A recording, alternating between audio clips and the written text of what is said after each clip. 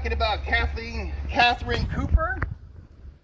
She's buried here. She was one of the 40 women that were at Adams' house in the first meeting.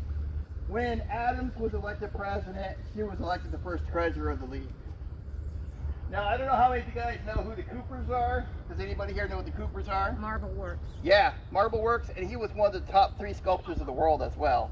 He won all kinds of contests across Europe and stuff. All right, Catherine was a wife of Charles Cooper. She was a native of Petersburg, and she lived here for 69 years until her death on October 2nd, 1966. She was a former member of the State Board of Public Welfare and was also a pioneer of the suffrage movement here in Norfolk. She is one of the 40 women who met at Adams' house and was a member and held office in the league right up to 1920. The highest office she would hold would be treasurer in 1913. From 1910 to 1913. On August 28, 1912, Norfolk Equal Suffrage League sent 30 people, including Catherine, to march in a parade outside the Democrat Convention in Baltimore. Tens and thousands of people gathered along the parade route to watch the suffragists march, demanding the right to vote. There were over 100 suffrage leagues from different states. The group of women marching stretched for over a mile. Now remember, this is the first time the suffragists actually got together in any big numbers and marched. This is the first time in the history of North America. Marching along through streets lined with thousands of people watching, many who cheered, others who booed. 1,000 women marched to demonstrate to the Democratic Party that now was the time to grant women the right to vote.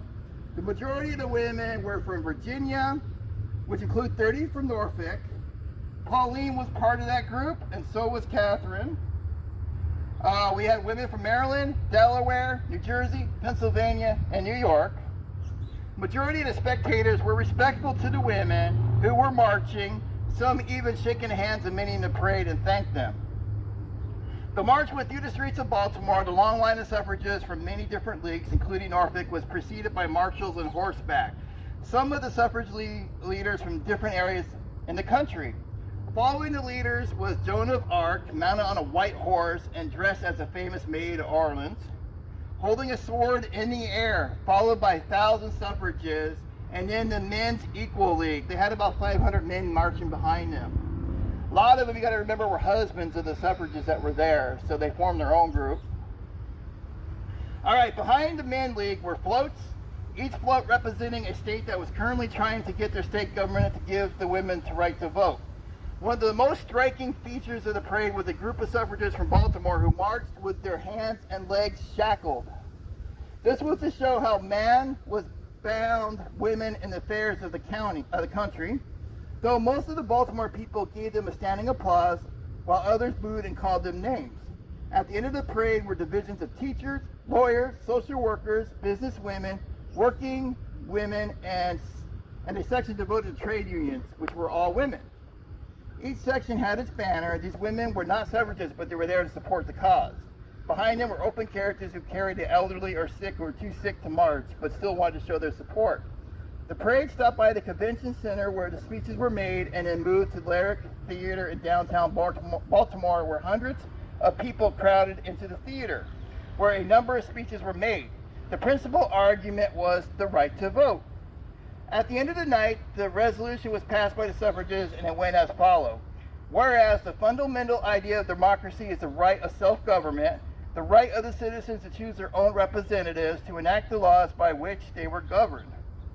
And whereas the right can be secured by the exercise of the suffrage, therefore be it resolved that the ballot in the hands of every qualified citizen constitutes the true political status of the people. And to deprive one half of the people of the use of the ballot is to destroy the fundamental principle of the democratic government. All right, so this would be the only peaceful march of suffrage. This was the only one. This was the first one and only peaceful. The next parade we talk about will be a violent one. Do you guys think that suffrage was equal to blacks and whites? No.